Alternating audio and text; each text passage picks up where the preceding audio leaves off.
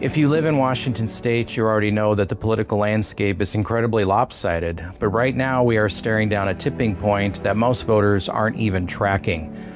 This November, the progressive establishment isn't just looking to win a few races. They are on the verge of securing two things that will permanently reshape life in our state: a legislative supermajority in Olympia and an uncontested, totally progressive state Supreme Court bench. If you think things are tough under a simple majority, wait until you see what happens if conservatives sit this election out. From Seattle to Los Angeles, this is Left Coast News. No apologies, just the truth. Let's look at the numbers.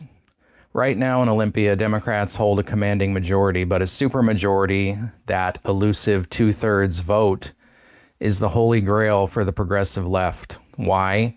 Because a supermajority removes the final guardrails of our state government. With a two-thirds supermajority, Olympia can override a governor's veto, instantly pass emergency clauses to bypass voter referendums, and even reshape legislative boundaries during redistricting without a single conservative vote. Think about the policies shoved through over the last few years on taxes, zoning, and criminal justice. A supermajority means they no longer have to negotiate with moderate members of their own party, let alone conservatives. It gives them a blank check to implement a West Coast progressive wish list unchecked. Think about what they would do to your Second Amendment rights. But the legislature is only half the battle. The second and perhaps more permanent threat is happening on the Washington State Supreme Court. Judicial races are nonpartisan on your ballot, which means there's no R or D next to the names.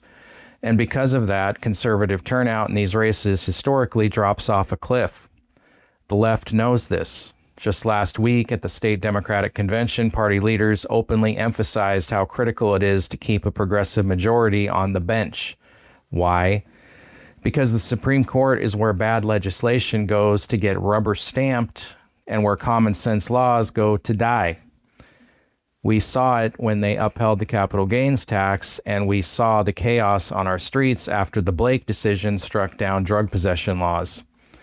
Right now, 5 of the 9 seats are up for grabs. 5. We have a historic opportunity to inject judicial restraint, textualism, and common sense back into our highest court. If you're a moderate or conservative leaning or just have common sense, these are the names you need to commit to memory, because you're not going to see an R or a D next to these candidates' names on the ballot. These conservative-leaning candidates generally align with constitutional originalism, textualism, strict judicial restraint, and an emphasis on public safety and trial court independence. Number 1, Dave Larson, position 5, the systematic reformer. Judicial philosophy of his is strict textualism and judicial restraint. Larson frequently states that the Constitution should be upheld as written and that the court should be a politically neutral forum. Larson leans conservative by framing the current court as overreaching into the territory of the legislature. He is a vocal critic of the current bench, arguing that its recent decisions have undermined public safety and trial courts rather than supporting them. He advocates for common sense solutions to reduce crime without sacrificing personal accountability, pitching himself as a stabilizer to bring the court back to neutral center. Laura Christensen Kohlberg, position 1, the populist outsider. Independence from the political establishment and a focus on practical family law. While her platform relies heavily on her 30 years of family law experience, her political lean is evident in her direct challenge to the establishment. She heavily emphasizes that she has no political debts or bias and is not a gubernatorial appointee. She explicitly points out that her opponent was appointed by Governor Bob Ferguson, arguing that she enters the race with a clean slate and isn't beholden to the political machinery or executive branch priorities in Olympia. Todd Bloom, position 7, the constitutional traditionalist. He has an originalist approach to the state and federal constitutions, with a heavy emphasis on fiscal responsibility and tax law. Bloom has the most overt partisan history among the group, having previously run for Congress as a Republican. He leans strongly conservative, viewing the current Supreme Court as overly eager to rewrite laws from the bench to align with progressive policies. His legal background is in tax and business law, and his platform centers on restoring a strict traditional separation of powers. David Stevens, Position 3, the institutionalist. Adherence to the rule of law, statutory text, and supporting local trial courts. As a sitting Superior Court judge from Mason County, Stevens leans conservative primarily through his alignment with the Washington GOP's push for diversity of thought on a bench dominated by Seattle area progressives. His platform emphasizes protecting the integrity of the judicial process from political trends and ensuring that regional and rural perspectives are represented on the state's highest court. If you look at what ties these four candidates together, it is a shared critique that the current Washington State Supreme Court behaves more like a super legislature than an independent judiciary.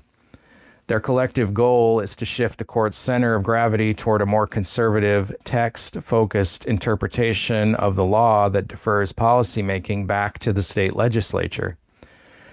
Unlike the other races where the state Republican Party explicitly jumped in to back specific candidates, the race for Position 4 between Ian Burke and Sean O'Donnell is a matchup between two well-established mainstream jurists.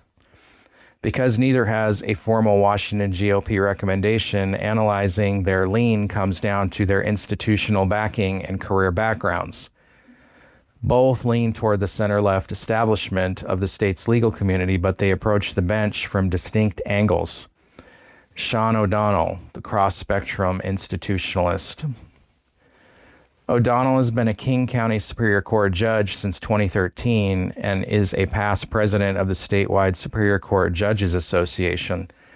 Crucially, his judicial background is in criminal prosecution. He spent 12 years as a senior deputy prosecutor, including work on the Green River Task Force and a special assistant U.S. attorney. O'Donnell leans centrist to pragmatic center-left, drawing heavy support from law enforcement, business groups, and moderate Democrats, while he holds major mainstream Democratic endorsements like U.S. Representatives Adam Smith and Marilyn Strickland and former Governor Chris Gregoire. He is also backed by the Washington Council of Police and Sheriffs, the Washington Farm Bureau, and the Washington Retail Association. His platform emphasizes public safety, victim advocacy, and mental health diversion courts. The takeaway for Position 4. While the other four races feature a sharp ideological divide between progressive incumbents and conservative originalists trying to change the court's direction, Position 4 is a choice between two distinct types of mainstream legal careers. Burke represents a civil litigation, consumer protection, and progressive appointed background. O'Donnell represents a judicial institutionalist with deep roots in criminal prosecution, public safety, and law enforcement backing. If we don't show up for these nonpartisan lines on the ballot, we are handing a 9-0 progressive monopoly to the court for the next generation. We need law and order back in the court and in this state. Remember these names when you're voting this year. The narrative we hear every year is that Washington is a blue state and your vote doesn't matter. That is exactly what the establishment wants you to believe. They win when conservative voters stay home out of frustration. The primary election is August 4th. The general election is November 3rd. Don't just fill out the top of your ballot and toss it aside. Scroll all the way down to the state legislative races and the judicial positions. Stop the supermajority, balance the bench, and take back a voice for sanity in Washington state. If you made it this far, you're exactly the kind of person we built this channel for. Left Coast News exists to cut through the noise and bring you straightforward analysis of the stories shaping Washington, the Pacific Northwest, and beyond. If you found this video valuable, please subscribe and follow us wherever you get your content, including YouTube, Rumble, Brighteon, BitChute, Spotify, Apple Podcasts, X, Facebook, Instagram, and TikTok. If you'd like to help support independent journalism, you can also join us on Patreon. Patreon is free for now. You'll find the link in the description below. And if you think this story matters, share it with your friends and family. That's one of the biggest ways you can help this channel grow. Now I want to hear from you. What do you think? Do you agree with this analysis or do you see it differently? Let me know in the comments below. Thank you for watching Left Coast News.